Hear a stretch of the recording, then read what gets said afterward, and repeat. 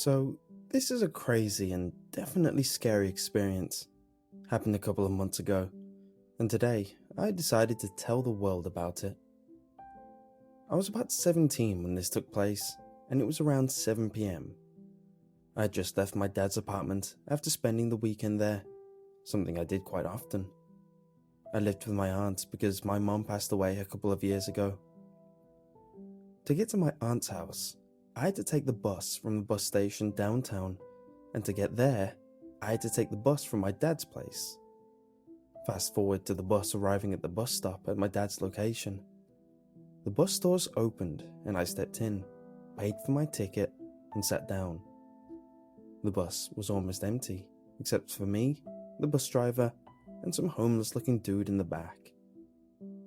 I didn't think much of it since this is quite normal where I'm from.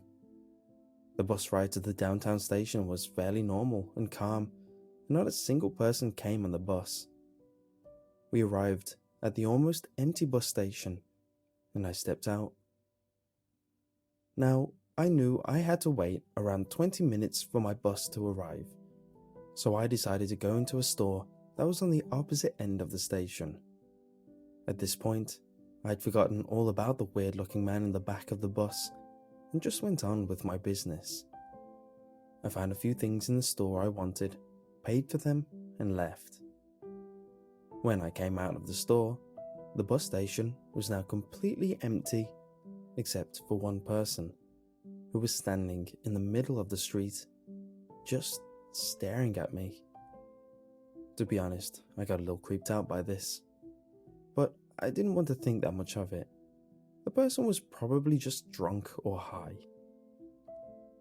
Next to the store is a small one-room building that is used as a waiting room, so I decided to go in there and wait. I sat down and pulled out my phone. From the position I was sitting in, I could scope out the entire bus station and see everything. I was looking down my phone and texting friends, glancing up every few minutes to see if my bus had arrived. About 5 minutes had gone by, and I glanced up and was shocked to see that the guy from earlier was still standing in the exact same position, and he appeared to be looking right at me. Not wanting to look at him anymore, I looked down at my phone again. A few minutes went by, and I looked up once again, and the guy in the street was gone, nowhere to be seen. I figured his bus must have come, and he got on. But the weird part was that I didn't hear any bus. But once again, I didn't think much about it, and I went back to texting. I glanced at the clock on my phone and saw that it was time to go, so I got up, put on my backpack, and walked out. When I came outside, I looked around and saw that someone or something was standing about 13 feet away from me, and their back was facing my way. I felt a bit uneasy now, but decided to find out if the person, or whatever it was, needed help. So I called out, "Hello?" and "Excuse me." I even tried "Sir" and "Madame," but there was no response. What I decided to do next was probably the stupidest decision in my life, but I decided to go and put a hand on the person's shoulder to try get contact with them. I slowly walked over, inching my way closer with every step, and when I was about 2 feet away from the person and was about to put my hand on their shoulder, they turned around. The person revealed himself to be the man from before, the same homeless-looking man I had seen in the bus. He had this crazed look in his eyes, and before I knew it, he lunged at me, and I narrowly avoided it. I screamed and turned around to run away, and when I quickly looked back, I saw what appeared to be a knife in his hand. I screamed even louder and ran as fast as I could over to the bus which, luckily for me, arrived just now. I went inside the bus and told the bus driver what had happened, and we went over where I had seen the man earlier, but he was gone. This has by far been the craziest experience of my life, and I luckily never saw him again.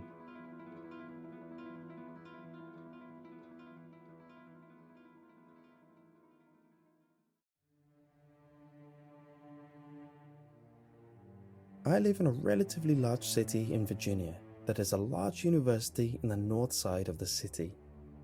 We have a rather impressive homeless population, especially near the university, and there's always at least one hanging out every single street corner. We have our fair share of crime, like any other large city. This happened to me while I was still in college, about 2012 or so. On our main busy thoroughfare is the main event building for basketball games, graduation ceremonies, etc., along with a huge campus, Barnes and Nobles, some restaurants, all of that. 3 lanes going both directions with a median in the middle. I was walking down one side of the road against the buildings going towards the bookstore, and a man, who appeared to be homeless, began to follow me. Keeping up with my new pace a few feet away closer to the street. He popped out a pretty large pocket knife and held it so that the handle of it was hidden by his jacket sleeve, but you could see the blade and heard it when he popped it open. He was grinning, and he started mimicking my steps, the length of my stride, and he'd stop when I would stop. It was almost comical the way he moved, like out of a movie.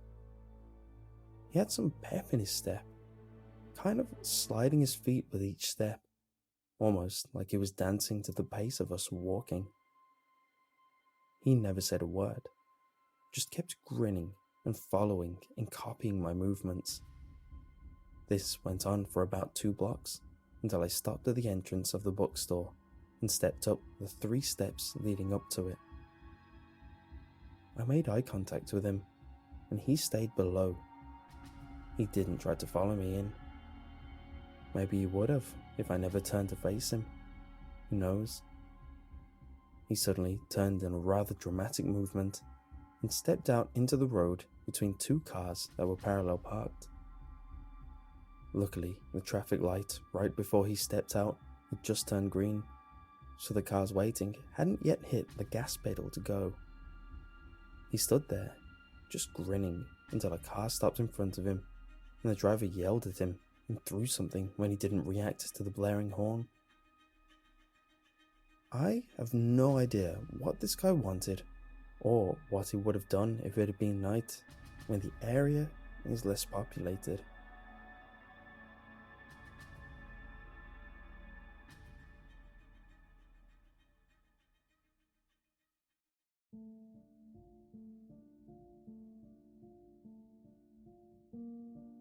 I used to reside in the city of Houston.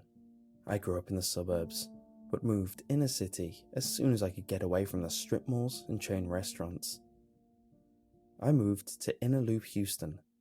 The 610 Loop is a freeway that unofficially separates the metro core from the residential/industrial outskirts of the city to a small historic neighborhood, the Montrose district, that was almost attractive to college students, artist types, young people, gays, etc.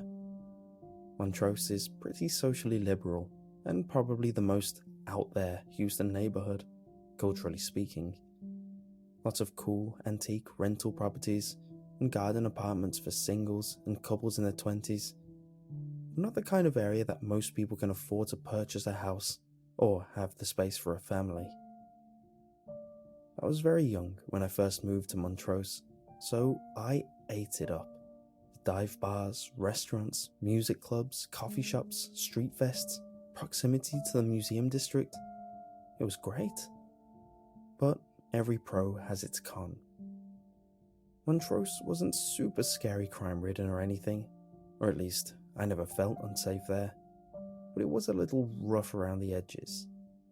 Drugs were easy to come by, which meant a high concentration of drug users, obviously, and the behaviours they would often come with. Car break-ins were relatively common. My window got smashed twice in 4 years, which seemed about the average. there was a decent-sized homeless population to be berated by. Don't get me wrong, many of them were perfectly polite and harmless, but there were a good handful of the bold, shameless, and persistent ones. While muggings weren't the norm, to my knowledge, none of my friends ever got mugged, it was definitely important to be aware of your surroundings if you were out and about, especially if you were alone or if it was after dark. So one morning, about 8 AM, I'm heading off to work. I stop off at the drugstore on the corner next to my apartment to grab some juice and some cigarettes before I hit the bulk of my commute. There's typically at least one homeless guy hanging out in this particular pharmacy's lot at any given time, but it's not worrying. They're usually passed out and no trouble, just resting in the shade from the structure away from the hot sun. As I'm walking in, I see a grizzled, white homeless dude wandering around the far end of the parking lot, quite a ways from me. It seems strange, as they don't tend to panhandle here, and it's too boiling hot to be comfortable wandering around on the asphalt in direct sunlight. Additionally, I don't see any cars parked on his side of the lot, so no one's around for him to interact with, so his movements seem aimless and random. He sort of glances my way, but it's hard to tell from that distance if he's looking at me or not. From where I'm standing, it looks like his eyes are just randomly darting around, fixating on one point of the parking lot. Then he quickly strides to that empty spot, and then he finds another spot a few feet away to look and then to skitter to. I don't feel threatened, but I'm definitely aware of his presence and questioning his stability. I make it into the Walgreens undeterred and get my stuff, and wait in line to pay. I'm inside 2 or 3 minutes tops. I step out the exit and glance towards my car. I feel relieved when I don't see Mr. Crazy on my end of the lot, so I started to walk to my parking spot. I've made it about 5 or 10 feet from the store's exit. The car's another 20 or so feet away, when he appears, seemingly out of nowhere, and steps directly in front of me, blocking my path. He asks me if I have any money I could give him. He's older and pretty worse for wear. I feel bad for him, but I'm creeped out and in a hurry to get to work. I tell him what I often say to panhandlers, and it's usually true. Sorry, I don't carry cash. I step around him and keep walking, quickening my pace. I hear his footsteps follow me, just as quickly. From behind, he demands, "I know you have change." At this point, I'm rushing to the car, a hair away from breaking into a sprint. "Sorry, I can't help you," I loudly respond, without so much as glancing back toward Nutterbutter McGee, who's still on my ass. I hit the unlock button on my keys and have my arm out, ready to reach for the door handle. My hand slides onto the handle. I yank my car door open and jump into the driver's side of my sedan. Before I'm even seated correctly, I immediately grasp out to slam and lock the door. Too late. Psycho Sam is now facing me, standing in the space between the open car door and I, blocking it from closing with his entire body. My car was just your standard 4-door, so as you can imagine, I am now in awfully close quarters with the crazy. To make it even worse, he leans down so that his face is just about level with mine. His hair and beard are unkempt, his eyes are wild. As if I needed further confirmation, I didn't. This is not a sane individual. "Give me all your money." He didn't point any weapons, at least that I could see, or scream or raise his voice. He just sternly said the words in a matter-of-fact tone, as if this were the obvious directive and my compliance were a given. I was terrified, stared up at him for a second, not knowing what to do. In an instant, adrenaline slammed me, and instead of immediately responding to his demand, I kept eye contact with him on my left side, while my right hand shoved the key into the ignition and turned. No, was all I could squeak. And, ladies and gentlemen, that was the day I ran over a hobo's foot. And I would do it again too, if I had to. Screw that guy.